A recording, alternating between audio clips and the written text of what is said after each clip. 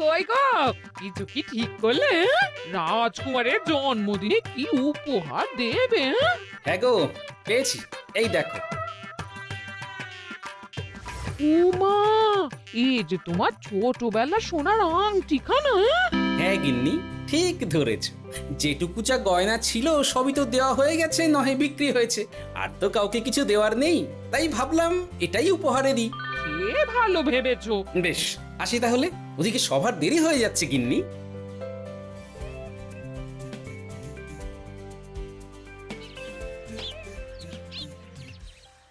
আচ্ছা শোনো, একটা কথা বলতে ভুলে গেছিলাম। আজ একটু তাড়াতাড়ি বাড়ি এসো, শাড়িওয়ালাকে আসতে বলেছি দুপুরে। আবার শাড়িওয়ালা কেন? আরে তুমি ভুলে গেলে, সামনে আমার বোনদির বিয়ে, তার জন্য নতুন শাড়ি লাগবে না গো। একমাত্র বড় মাসির মেয়ে বলে কথা। বুঝলাম। তো ওই একটা শাড়ির জন্য আবার আমাকে থাকতে হবে? 3টে শাড়ি উপহারের পাশাপাশি আমারও একটা শাড়ি চাই। হ্যাঁ আচ্ছা, তুমি নতুন শাড়ি নিয়ে কি করবে বলো তো? বিয়েটা তো তোমার বংশীর। বলি, সারাটা জীবন তো এই এক কাপড়ই কাটিয়ে দিলাম, কি দিয়েছ তুমি আমায়? কেন, এই নিজেকে? আমার মতো স্বামী আর কোথাও পাবে? ও সব মন ভোলানো কথায় আর চিড়ে ভিজবে না, তাড়াতাড়ি আসবে বলে দিলাম। হ্যাঁ অগত্যা।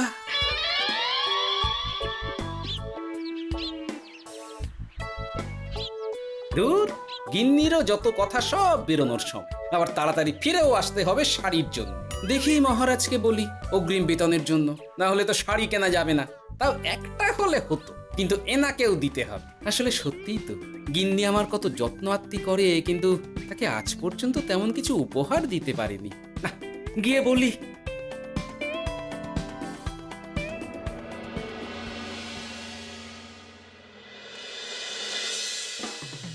রাজকুমারের জন্মদিন উপলক্ষে যে আপনারা এত উপহার এনেছেন তার জন্য অনেক ধন্যবাদ। আপনাদের সকলের আশীর্বাদ ও ভালোবাসা আমি রাজকুমারের কাছে পৌঁছে দেব। এ আর এমন কি মহারাজ, জানেনই তো রাজকুমার আমাদের সকলের কাছে কত প্রিয়। ঠিক ঠিক। কিন্তু আমি অবাক হচ্ছি আপনার প্রিয় গোপাল জন্মদিন ভুলে গেছে দেখে। এখনো পর্যন্ত তার কোনো পাত্তাই নেই। হ্যাঁ তাই তো, গোপাল আসেনি কেন? এসে গেছি মহারাজ। তা বলি, এসে তো উদ্ধার করে দিয়েছো। আজ রাজকুমারের জন্মদিন, সে কথা কি মাথায় আছে? ক্ষমা করবেন মহারাজ, আসলে ওই রাজকুমারের উপহার আর গিন্নির আবদার এসবের জন্যই আমার দেরি হয়ে গেল আর কি। এই নিন রানীমা, আমার তরফ থেকে রাজকুমারের জন্য ছোট্ট উপহার। অনেক অনেক ধন্যবাদ গোপাল। তবে মহারাজ, আমারও একটা অনুরোধ ছিল। কি? আমাকে যদি অগ্রিম বেতন হিসাবে কিছু মোহর দেন, তাই নিয়ে আমাকে একটু তাড়াতাড়ি বাড়ি ফিরতে হবে। উনি বলবেন আর ওনাকে দিতে হবে, মামা বাড়ির আবদার। যেটা জানেন না তার মাঝে এত কথা বলেন কেন? হ্যাঁ, আসলে মহারাজ, আমার গিন্নির বোনের মেয়ের বিয়ে সামনে, তাই গিন্নি আবদার করেছে ওই নতুন শাড়ি কেনার জন্য। জানেনই তো বিয়ে বাড়ির কত খরচা, তাই। এ তো খুব ভালো কথা, কিন্তু অগ্রিম বেতন কেন? এমন একটা ভালো খবর দিলে আমার তরফ থেকে তোমার জন্য কিছু মোহর উপহার। এই নাও। ধন্য মা আপনি। আপনার মতো মা থাকতে সত্যি ছেলের কোনো চিন্তা থাকে না রানীমা। ইস, বেটা আবার সুযোগ বুঝে মোহর পেল। কেন যে আমার এমন হয় না। এবার তাহলে আসি মহারাজ, গিন্নি ওদিকে অপেক্ষা করছে। হ্যাঁ হ্যাঁ, যাও যাও, আজ তাহলে সভা এখানেই শেষ করলাম। মহারাজ, আপনার সাথে আমার একান্তে কিছু কথা আছে, আমি অন্দরমহলে গেলাম। রানীমার আবার হঠাৎ কি হলো, ব্যাপারটা দেখতে হচ্ছে।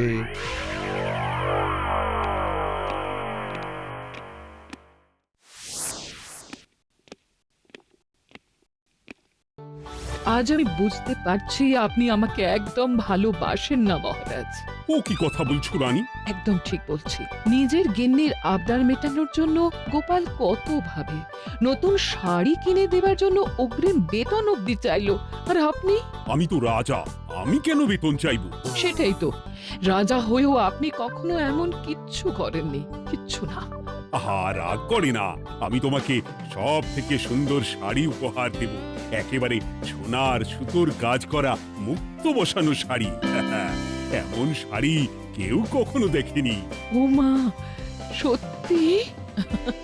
আচ্ছা, এই ব্যাপার। গোপালের কথা শুনে এবার মহারাজ ও রানীমাকে উপহার দেবে। ধুর, আমারই ভাগ্যটা খারাপ।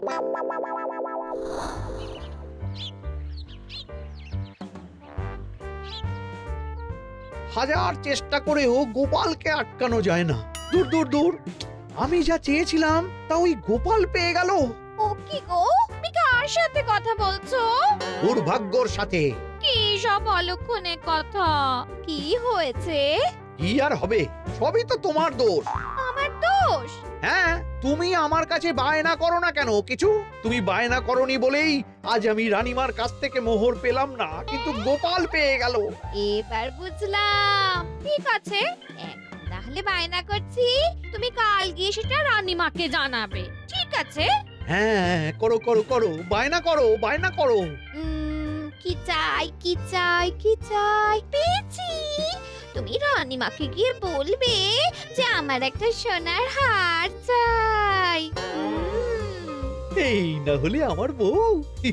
দারুণ চাল চেলেছো।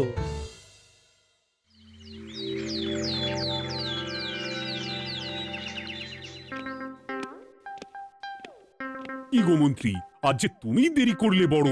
আগে মহারাজ, আমাকে সময় নিয়ে শোনাতে শোনাতে মন্ত্রীমশাইয়ের মনে হয় নিজেরই সময় জ্ঞান খারাপ হয়ে গেছে। তুমি থামো তো মহারাজ, আমারও খুব বড় একটা বিপদ হয়ে গেছে। একমাত্র রানীমাই আমাকে বাঁচাতে পারবেন। আমাকে একটু ওনার সাথে দেখা করার অনুমতি দিন মহারাজ। কিন্তু তোমাদের রানীমা তো এখানে নেই। আসলে জানোই তো যে কুমার অনেক দূরে থাকে, তাই গতকাল রাতেই রওনা দিয়েছে। সে কি, রানীমা নেই? এবার কি হবে আমার? কেন কেন কেন, কি হয়েছে? আসলে মহারাজ, আমার বউ আমার কাছে সোনার হার গড়িয়ে দেওয়ার বায়না করেছে, তাই আমার। বুঝেছি বুঝেছি, চুপ করো তুমি। এখন তোমাকে মোহর দিতে পারবো না। কেন মহারাজ? পরের মাসে দিতে পারবো। আসলে তোমাদের রানীমাকে সোনার সুতো দিয়ে কাজ করা এক শাড়ি উপহার করেছি সদ্য, যার জন্য অনেক খরচ হয়ে গেছে। তাহলে আমার সোনার হার পরের মাসে গড়িয়ে দিও। এটা তো ঠিক না। গোপাল আপনার প্রিয় বলে যখন যা চায় তখনই সাথে সাথেই পেয়ে যায়, আর আমার বেলায় এমন। এমন কোনো ব্যাপার নয় মন্ত্রী। মহারাজ, আপনি বরং আমাকে দেওয়া মোহরগুলো আমার অগ্রিম বেতন হিসেবে ধরুন, না হলে মন্ত্রীমশাই এমন অভিযোগ বারবার করবেন। আহা গোপাল, তোমাকে তো স্বয়ং রানীমা উপহার দিয়েছেন, এসব কিছু করতে হবে না। যেমন আছে তেমনই থাক। ঠিক আছে, আমিও দেখে নেব পরে। কি দেখে নেবে মন্ত্রী? না না, ও কিছু না মহারাজ, পরেই দেখে হার গড়ানোর কথা বলছি। না, মন্ত্রীর হাবভাব মোটেই ঠিক ভালো লাগছে না। বেটা মনে মনে নিশ্চয়ই কোনো ফন্দি আটছে আমার বিরুদ্ধে। কিছু একটা করতেই হবে। গোপালের ওই মোহর উপহার পাওয়াটা আমি কিছুতেই মেনে নিতে পারছি না। একটু মাথা খাটাই, একটু মাথা খাটাই। উপায় পেয়েছি। আমাকে এখনই নবাবের কাছে গিয়ে মহারাজের নামে বলতে হবে।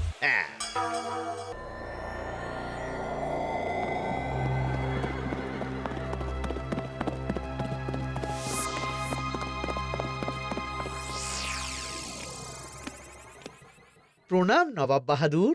আরে এ যে কৃষ্ণনগরের রাজা কৃষ্ণচন্দ্রের মন্ত্রী, তো হঠাৎ এখানেই কেন? আমি নবাব বাহাদুরকে আন্তরিক ধন্যবাদ জানাতে এসেছি। কিসের জন্য? এই যে আমরা খুব খুশি রাজা কৃষ্ণচন্দ্রের মতো একজন শক্তিশালী রাজা পেয়ে। শুধু সামরিক বলেই নয়, আর্থিক, সামাজিক, রাজনৈতিক সব দিক থেকে। আর এটা সম্ভব হয়েছে আপনার মতো একজন নবাবের মহারাজের ওপর কৃপা দৃষ্টির জন্য। বলতেটা কি চাইছো তুমি? তেমন কিছুই না, আপনার গুণগান করছি। নইলে আপনিই বলুন না, আমাদের মহারাজ কখনো সোনার সুতোয় বোনা মুক্তোর কাজ করা শাড়ি কিনে রানীমাকে উপহার দিতে পারে? কি সোনার শাড়ি? হ্যাঁ, এমন দামি শাড়ি যা হয়তো নবাবের কাছেও নেই। ঠিক আছে ঠিক আছে, তুমি এখন আসতে পারো। আর শোনো, আমি তোমাদের রাজ্য পরিদর্শনের জন্য লোক পাঠাবো। কবে কখন সেটা কাল তোমাদের সূচনা পাঠিয়ে দেবো, কেমন? ঠিক জায়গাতেই আগুনটা ধরিয়েছি মনে হচ্ছে। বেশ। ব্যাপারটা আমার মোটেই ঠিক লাগছে না উজির। কৃষ্ণচন্দ্রর মতো এক সামান্য রাজা এত দামি শাড়ি কিনলো কি করে? কালো বাজারি করছে না তো? আমিও একই কথা ভাবছিলাম হুজুর। এক কাজ করো, কালকে কৃষ্ণনগরে খবর পাঠাও, 2 দিন পর রাজকার্য পরিদর্শনের জন্য তুমি সেখানে যাবে।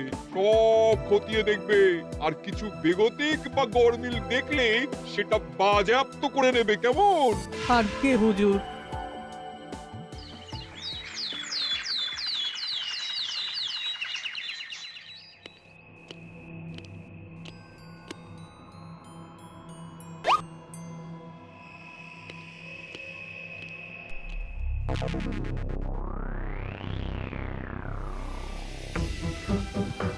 কি হয়েছে মহারাজ? কার চিঠি?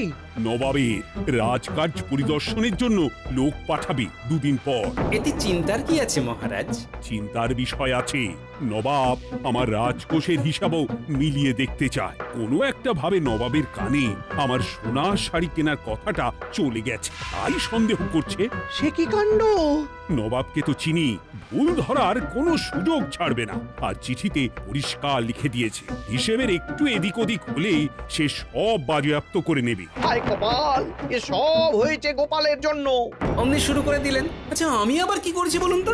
তুমিই তো করেছো। সেদিন যদি তুমি তোমার গিন্নির শাড়ি কেনার কথাটা রানীমার কানে না তুলতে, তাহলে রানীমাও মহারাজের কাছে শাড়ির জন্য বায়না করতেন না, মহারাজও সোনার শাড়ি কিনতেন না, আর নবাবও জানতে পারতেন না। একদম ঠিক কথা বলেছ মন্ত্রী, সব দোষ তোমার গোপাল। মহারাজ, আপনি এমন বলছেন? হ্যাঁ বলছি, কারণ এটাই হয়েছে। দুশ্চিন্তায় এখন মাথা খারাপ হয়ে যাচ্ছে আমার। আমি জানি না তোমার জন্য আজ অব্দি এমন বিপদে কবে পড়েছি। এবার তোমাকেই এখান থেকে বেরোনোর উপায় বের করতে হবে। আর যদি তা না করতে পারো, তাহলে আজ পর্যন্ত তোমাকে যত মোহর উপহার দেওয়া হয়েছে, সেই সব উপহারের মোহর ফেরত দিতে হবে। সব মোহর যে প্রায় খরচ হয়ে গেছে মহারাজ, আবার আমি কোথা থেকে পাবো? সেটা তুমি জানো। এইবার গোপাল ভালো মতো জব্দ হয়েছে। এ যে লঘু পাপে গুরুদণ্ড।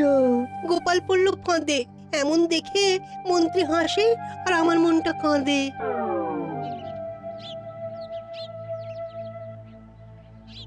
এখানে বসে কি করছো গো গিন্নি? এসে পড়েছো? ও মা, তোমার মুখটা এমন শুকনো দেখাচ্ছে কেন? আর বলো না, এই হিসেবের ঠেলায় সবকিছু বেহিসাবি হয়ে যাচ্ছে একেবারে। আচ্ছা, তুমি কি করছিলে ওই রসিদগুলো নিয়ে?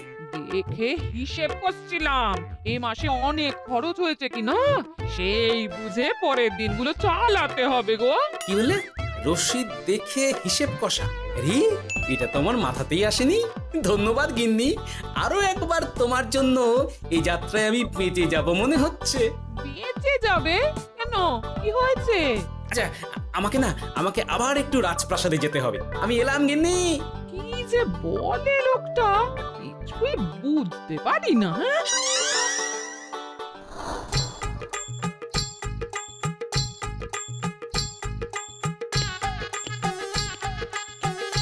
আসতে পারি মহারাজ? এ কি গোপাল, তুমি? আর কোনো চিন্তা নেই মহারাজ, নবাবকে হিসেব বোঝানোর উপায় পেয়ে গেছি। কি বলছো? কি উপায়? এই দুদিনে আপনি শুধু সকল প্রজাদের কাছ থেকে পুরনো রসিদ সংগ্রহ করুন, তাহলেই কেল্লা ফতে। তাই নাকি? আর নয়তো কি? তবে এ ব্যাপারে মন্ত্রী মশাইকে কিন্তু কিচ্ছু জানতে দেওয়া যাবে না। শুধু আমি যা বলছি তাই করুন মহারাজ। সে তো বুঝলাম, কিন্তু প্রজাদের থেকে পুরনো রসিদ সংগ্রহের কথা ঘোষণা করলেই মন্ত্রী এমনি জানতে পেরে যাবে। চিন্তা করবেন না মহারাজ, আমার কাছে এটারও উপায় আছে। আপনি শুধু খেয়াল রাখবেন যাতে এই কথা 5 কান না হয়। বাকিটা ভরসা রাখুন, কৃষ্ণনগরের একটা ঘাসও নবাব বাজেয়াপ্ত করতে পারবে না।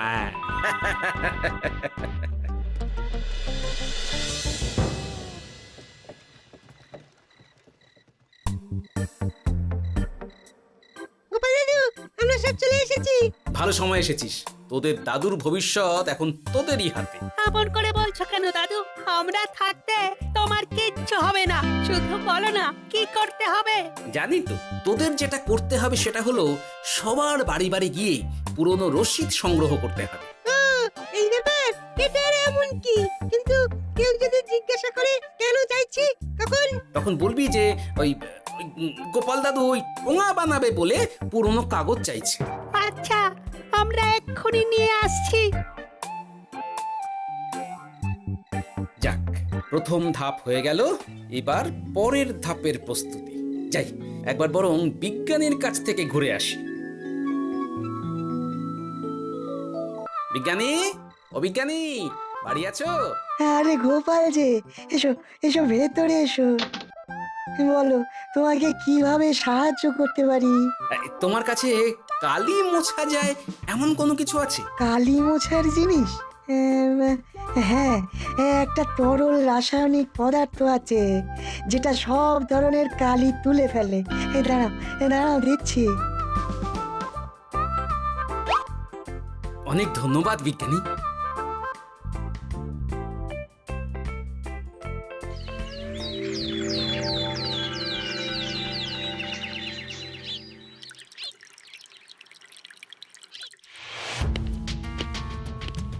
আসুন আসুন, আপনার জন্যই তো অপেক্ষা করছিলাম। তাই নাকি? এতটা পথ উনি এসেছেন, আগে ওনার জন্য শরবত ও মিষ্টির ব্যবস্থা করি। এই যে মহারাজ, আমি জল মিষ্টির ব্যবস্থা করে এনেছি, এটাও সাথে নিন। এটা কি? কেন হিসেব? ভোলা ময়রা পাঠিয়েছে এই মিষ্টি ও শরবতের দাম।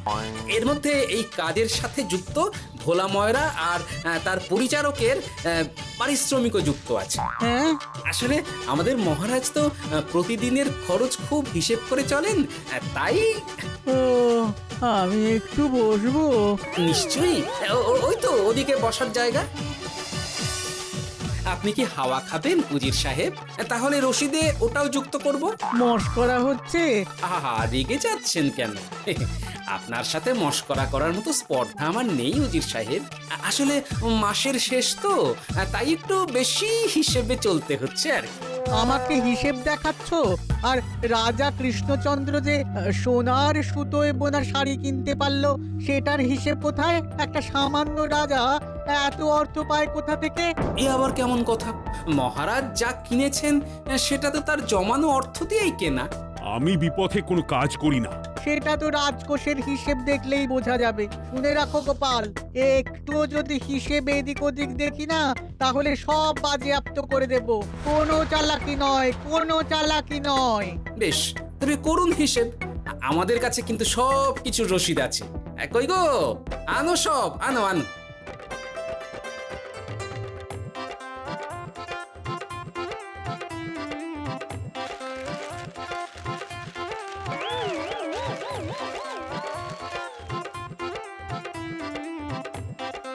হ্যাঁ, এত রসিদ? আপনি বরং নিশ্চিন্তে হিসেব কষে নিন, আমরা আসি।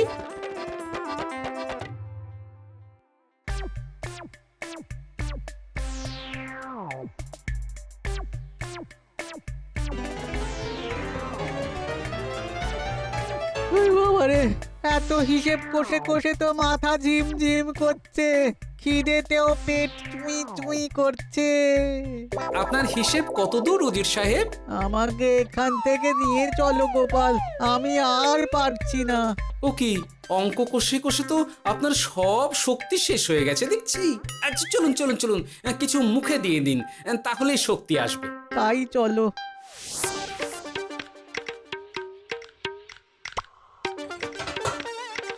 নিন, এটা হলো দুপুরের খাবার, আনাজ মশলা এমনকি রান্নার ঠাকুরেরও পারিশ্রমিকের হিসেব। এবার আমি পাগল হয়ে যাব। আমি আর কোনো হিসেব দেখতে চাই না। সব সময় কি আর হিসেব নিয়ে চলা যায় নাকি? কি আর করা যাবে বলুন? হিসেবে না চললে আপনি তো মহারাজের উপার্জনের উপর সন্দেহ করবেন, আর বেশি খরচ হলেই সম্পত্তি বাজেয়াপ্ত করবেন।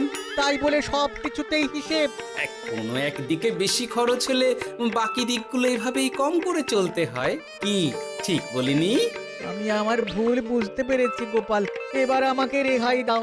আসলে তোমাদের মন্ত্রী নবাবের কাছে গিয়ে তোমাদের রাজা নামে উস্কেছে। কি? মন্ত্রী?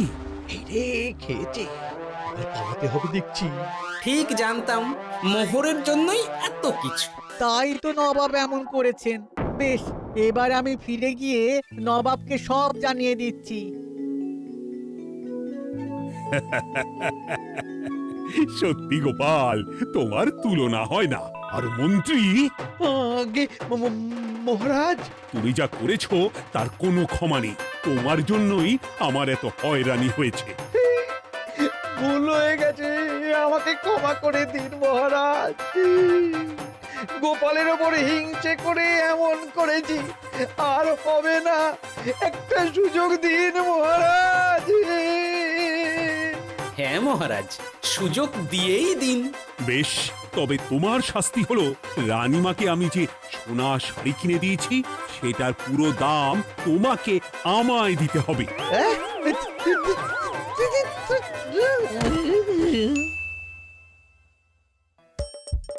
হাসির রাজা, জ্ঞানের রাজা, রসিক রাজা।